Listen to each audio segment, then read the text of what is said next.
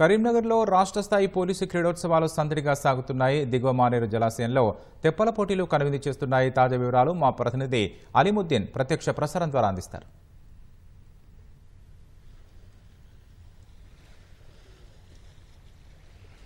రాకేష్, తొలిసారి దిగువ మానేరు జలాశయంలో తెప్పల పోటీలు సాగుతున్నాయి. అయితే పోలీస్ మీట్ గత 2 రోజులుగా సాగుతుంది. దాదాపు 20 జోన్ల నుంచి 2500 మంది క్రీడాకారులు ఇందులో పాల్గొంటున్నారు. అయితే తెప్పలపై మాత్రం ఇవాళ మధ్యాహ్నం 3 గంటల నుంచి 2 రోజుల పాటు పోటీలు సాగనున్నాయి. దీనికి గాను గత 2 రోజులుగా శిక్షణ పొందుతున్నారు. మనం ఇక్కడ చూడవచ్చు, దిగువ మానేరు జలాశయంలో పెద్ద ఎత్తున దాదాపు 22 మంది ఇందులో పాల్గొనబోతున్నారు. దీనికి గాను ఈ బోట్లలో శిక్షణ పొందుతున్నారు. ఇక్కడ నిర్వాహకుడు ఆనంద్ ఉన్నారు. ఆయన సారథ్యంలో ఇక్కడ శిక్షణ జరుగుతుంది. దాదాపు 22 మంది పోలీసులు ఇందులో పాల్గొంటున్నారు. ఇప్పటికీ 3 సార్లు వీళ్ళు వివిధ ప్రాంతాల్లో పాల్గొని అవార్డులు పొందారు. ప్రస్తుతం అయితే ఇవాళ తొలిసారి దిగువ మానేరు జలాశయంలో ఈ పోటీ జరగనుంది. మధ్యాహ్నం 3 గంటల ప్రాంతంలో, అంటే ఉదయం వేళల్లో గాలి ఉంటుంది కాబట్టి గాలి ఈ తెప్పలు అటు ఇటు వెళ్ళే అవకాశం ఉంటుంది. అలాగే కొంత ఇబ్బందిగా ఉంటుంది.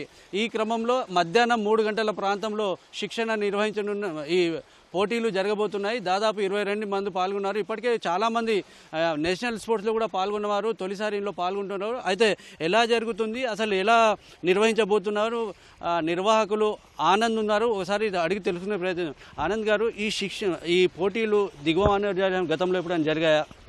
ఇది ప్రథమ ఫస్ట్ టైం అండి. తెలంగాణ వచ్చిన తర్వాత ఇక్కడ ఒక 30 సంవత్సరాల నుంచి ఇక్కడ వాటర్ స్పోర్ట్స్ అనేది ఉంది. ఇక్కడ water sports academy, sports school, తర్వాత పోలీస్ టీమ్స్ మన దగ్గర నుంచి రిప్రజెంట్ చేశారు.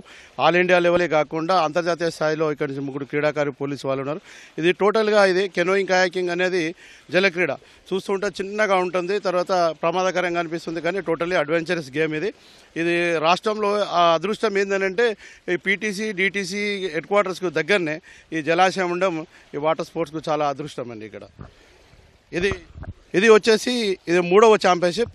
ఇంతకుముందు ఆదిలాబాద్లో జరిగింది. 2వది వచ్చేసి వరంగల్ నిర్వహించారు. 3వది ఇప్పుడు మనకు ఈ మానేరు జలాశయంలో రాష్ట్ర ప్రభుత్వం దీన్ని నిర్వహించడానికి అవకాశం ఇచ్చింది. దీన్ని మంచి అడ్వాంటేజ్గా తీసుకొని రాబోయే ఫ్యూచర్లో కూడా మళ్ళీ ఇక్కడ వాటర్ స్పోర్ట్స్ అకాడమీ నిర్వహించేందుకు మాకు అవకాశాలు ఉన్నాయని చెప్పేసి తెలియజేస్తుంది. అయితే ఇది చాలా లోతైన ప్రాంతం కదా, వీళ్ళు పోటీ పడుతున్నప్పుడు జాగ్రత్తలు ఎలా ఉంటాయి? వీళ్ళు ఆల్రెడీ టోటల్గా వచ్చేసి అందరూ ప్రతి ఒక్కరికి స్విమ్మింగ్ వస్తుందండి. పర్ఫెక్ట్ అయిన తర్వాతనే ఈ విధానంలో వాళ్ళకి పడ్డాలు వేసినా ఎట్లా చేసినా ప్రమాదం అనేట్టు ఏముండదు. ఆ చిన్న బుట్లలో వాళ్ళకి ఎక్స్పోర్ట్ అయిన తర్వాతనే వాళ్ళకి ఈవెంట్లోకి మేము అనుమతించడం జరుగుతుంది. ఇప్పుడు ఇందులో పాల్గొంటున్న వారు ఎవరైనా నేషనల్ అవార్డులు పొందిన వాళ్ళు ఉన్నారా, మహిళలు ఉన్నారా? మహిళలు అనేది ఇది ఫస్ట్ టైం అండి. తెలంగాణ నుంచి మొట్టమొదటిసారిగా మహిళలు పార్టిసిపేట్ చేస్తున్నారు. ఈవెంట్స్లలో మెడల్స్ అవార్డు ఇస్తుంటే చాలా వరకు ఇప్పటికి ఉన్నారు. ఆల్ ఇండియా పోలీసు నుంచి మన వాళ్ళు ఇప్పటికి నేషనల్ గేమ్స్లలో number of gold medals, silver medals, bronze medals వచ్చేసి సాధించడం జరిగింది. అచీవ్మెంట్ చాలా బాగుందండి ఇప్పటివరకు పోలీస్కి. ఇంకా కూడా ఫ్యూచర్లో కూడా ఇలాంటి అవకాశాన్ని వాడుకొని వాళ్ళు ఇంకా డెవలప్మెంట్ చేయాలని చెప్పేసి అంటారు. ఇందులో అవార్డులో పొందిన వాళ్ళు ఏమైనా ప్రభుత్వ ఉద్యోగాలు పొందారా? ఆల్రెడీ ఉద్యోగం పోయిన తర్వాత ఇప్పుడు రాజీవ్ త్రివేది సార్ అడ్వాంటేజ్ ఏమిచ్చారంటే ఈ వాటర్ స్పోర్ట్స్ ద్వారా పర్టికులర్గా ఒక మెడల్ కొడితే బయట రివార్డ్స్ ఎలా ఉంటుందో వీళ్ళకి ఇంటెన్సివ్స్ కాకుండా 2వది ఇంక్రిమెంట్స్ కూడా ఇచ్చారు. ఒక మెడల్కి వచ్చేసి 2 ఇంక్రిమెంట్స్ ఏమో తను అవకాశాలు కల్పించారు. డైరెక్ట్ రిక్రూట్మెంట్ బోర్డు కోసం కూడా చాలా ప్రయత్నాలు జరిగాయి. ఇప్పటికైనా మళ్ళీ డైరెక్ట్ రిక్రూట్మెంట్ కోసం ప్రయత్నాలు జరగాలని చెప్పేసి నా రిక్వెస్ట్. ఇందులో కృష్ణారావు గారు ఉన్నారు. అయితే ఎంతమంది పాల్గొంటున్నారో, మీరు ఎలాంటి సలహాలు ఇస్తారు వాళ్ళకి? టోటల్గా మన తెలంగాణ రాష్ట్రం వచ్చిన తర్వాత ఇది 3వ state meet. First state meet వచ్చేసి ఆదిలాబాద్లో చేశాము 2015. సెకండ్ స్టేట్ మీట్ వచ్చేసి వరంగల్ 2017. థర్డ్ స్టేట్ మీట్ మన కరీంనగర్ మానేర్ డ్యాంలో ఏదైతే ఉందో ఆతిథ్యం ఇచ్చారు. మన ఇక్కడ సిపి గారు చాలా ఇంట్రెస్టెడ్. యాక్చువల్గా నేను సార్ ఇక్కడ కాదు, నేను హైదరాబాద్లో చేస్తాను, లేదు అంటే ఇక్కడే చేయాలి, మా మానేర్లో చేయాలి అని చెప్పేసి చాలా ఇంట్రెస్ట్గా సారు ఇక్కడ పోటీలను నిర్వహించడం అనేది జరిగింది.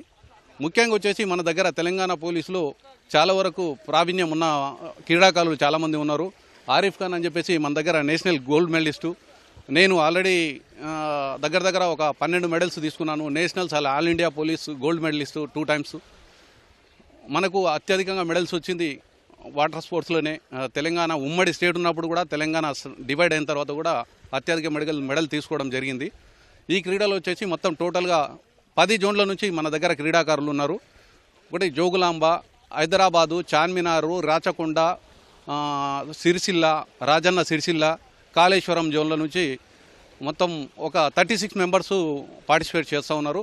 దీనిలో వచ్చేసి 4 విభాగాలుగా పోటీలు జరుగుతూ ఉన్నాయి. ఒక్కొక్క విభాగంలో వచ్చేసి K1 10 మెంబర్స్, అంటే ఒక మెంబర్ కూర్చునేది వచ్చేసి K1 అంటారు. K1లో ఒకరు, అలాంటివి ఒక 10 మెంబర్స్ ఒక్కొక్క జోన్ నుంచి, మొత్తం టోటల్ జోన్ల నుంచి 10 మెంబర్స్ ఉన్నారు. అన్ని ఈవెంట్లు K1, K2, C1, C2 అనేవి ఇక్కడ పార్టిసిపేషన్ జరుగుతూ ఉంది సార్. రైట్. అయితే గత 2 రోజులుగా క్రీడలు సాగుతున్నాయి, మరో 2 రోజులు జరగనున్నాయి. ప్రధానంగా చూసుకుంటే ఈ ప్రారంభోత్సవానికి ఇంటెలిజెన్స్ డీజీపీ శివధర్ రెడ్డి వచ్చారు. అయితే ముగింపుకు డీజీపీ జితేందర్ రానున్నారు. దీనికి గాను అయితే గత 7 ఏళ్లుగా మనము స్పోర్ట్స్పై దృష్టి సారించలేదు. ఇది ఛాలెంజింగ్. ప్రస్తుతం కొత్త నేరాలు జరుగుతున్నాయి. దానికి ఛాలెంజింగ్ అవసరం. ఛాలెంజింగ్కి క్రీడలకు సంబంధం ఉంటుంది.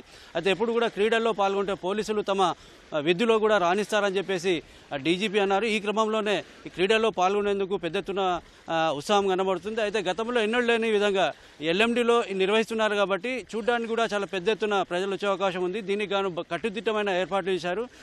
మధ్యాహ్నం 3 గంటల నుంచి ప్రారంభంగా ఉంది. ఇది తాజా పరిస్థితి. కరీంనగర్ నుంచి తిరుపతితో అలీముద్దీన్, ఈటీవీ న్యూస్.